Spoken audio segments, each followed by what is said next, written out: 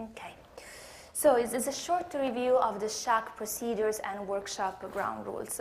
So at our first workshop, Bill Lattis provided us with an extensive training on the shock process. Today, I want to repeat a very short summary on what he presented so that we have a common level of understanding, and also because we have some brand new participants that are attending these workshops for the first time. So, why are we performing a shock level 3 study? This is really commensurate to an NRC-ordered seismic evaluation. As I mentioned before, in March 2012, NRC issued the 5054F letter, that's what we commonly refer to that, which is in response for the near-term task force reevaluation after the greater Fukushima, after the greater Tohoku earthquakes. So according to these recommendations, all the nuclear power plants which hold valid license are requested to reevaluate the seismic hazard using the most up-to-date and current knowledge requirements and guidance by NRC. So the Western US sites have been ordered to complete the evaluation of the updated site-specific ground motion response spectrum by March 2015. This is an excerpt of the 5054F letter where it's clearly stated that the plants located in the Western United States should embark a shock level 3 study using practice which is consistent with the latest guidance available by NRC, which is the NUREG 2117 practical implementation guidelines for shock level 3 and for hazard studies.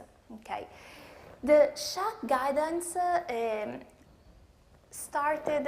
originated back in the 1997 when the study documented in the NUREG 6372 was co-sponsored by NRC, Department of Energy, and EPRI to review the results of past PSHA studies, including the benchmark LLNL and EPRI studies. And at that time, there were 7 members that were forming a senior seismic hazard analysis committee, and that's why there is the acronym SHAC. And they acknowledged that the instability of the results, to the variability that they were observing, was to be ascribed to the results of a procedural approach rather than on technical differences. So the regulations, the new guidance, defines 4 levels of studies that represent increasing efforts and also cost. And that is really to provide a methodological guidance on the process for incorporating uncertainty from the informed technical community. That's what we will be repeating often and often. And that is the methodology for capturing the center, body, and range of the technical defensible interpretation. We are commonly referring to as the CBR of the TDI, and again, you will be hearing that over and over throughout this workshop. But what we're really after is to make sure that the full distribution of our uncertainty is fully captured, documented, and embodied in our ground motion model. Okay.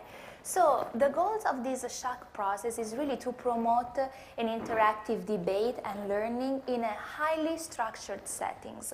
So there are 2 main phases that contribute towards the development of the ground motion model, and they are the evaluation and the integration. NUREG 2117 defines evaluation as the consideration of the complete set of data, models, and methods proposed by the larger technical informed community that are relevant to the hazard analysis. And by integration, it is referred as to the representing of the center, body, and range, so the entire distribution of the technically defensible interpretation in light of the evaluation process. SHAC guidance defines specific roles and responsibilities for the participants. So there are evaluator experts who are asked to provide an impartial and objective assessment for potentially applicable data, models, and methods. There are integrators who develop logic trees that capture the full range of defensible models, that capture the CBR, the center, body, and range of the defensible models and interpretation. These two roles are usually combined in the TI team members. They interact with resource experts and proponent experts during workshops. Resource experts are experts with particular knowledge on a relevant data set, method, or model. Proponent experts usually advocate a particular hypothesis or technical interpretation. They often promote models that they developed. Then we have specialty contractors who are supporting the project execution by retrieving data, undertaking some analysis that can be used to inform the evaluators, the TI team.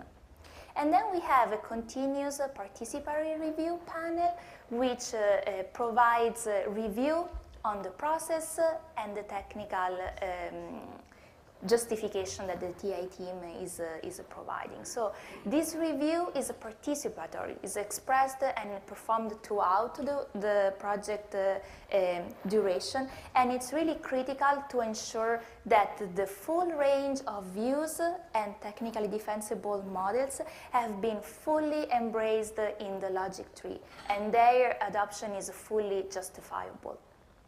Okay.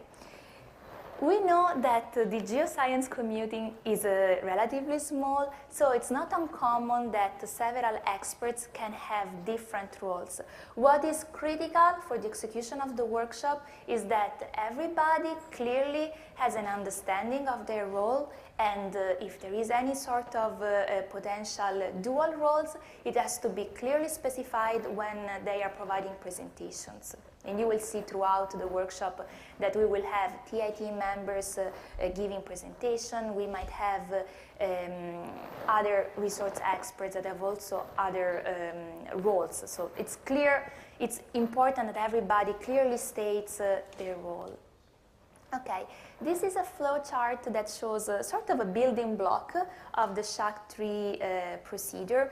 You see that there are 3 main workshops planned throughout the SHAC level 3 execution, and the activities performed up to the end of workshop 2 clearly mark a phase of the evaluation, which gradually transitions into integration when all the information pertaining models and methods and viewpoints have been fully acquired at workshop 2, digested, evaluated among the TI team, who will be providing and developing preliminary ground motion models, which will be in turn presented on workshop 3 together with their associated hazard sensitivity feedback. So there is a clear demarcation line between evaluation and integration.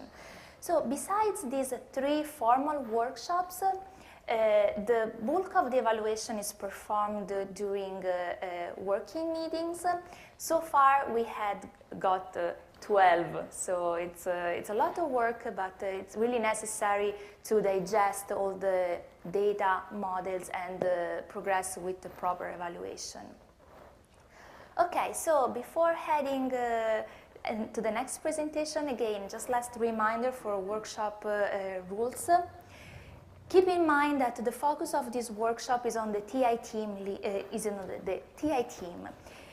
This is really an opportunity for them to exchange data, understand viewpoints of technical community, challenge and defend technical hypotheses, and gain information that can be used throughout the project. Really, that is the time for the TI team to interact and ask questions. So, as a reminder, we are all professionals. The technical discussions and presentations will maintain a highest professional level as desired. The discussions will be primarily among the TI team and the presenters. All the others will be considered as observers, with the caveat, of course, that if we haven't recognized somebody with a particular expertise before, please come talk to us and we'll see what we can integrate in these discussions. And then is the TI team that runs the workshop and is responsible for keeping the schedule. So just to maintain the schedule, I invite Norma, our next speaker, on the podium, and he can go over the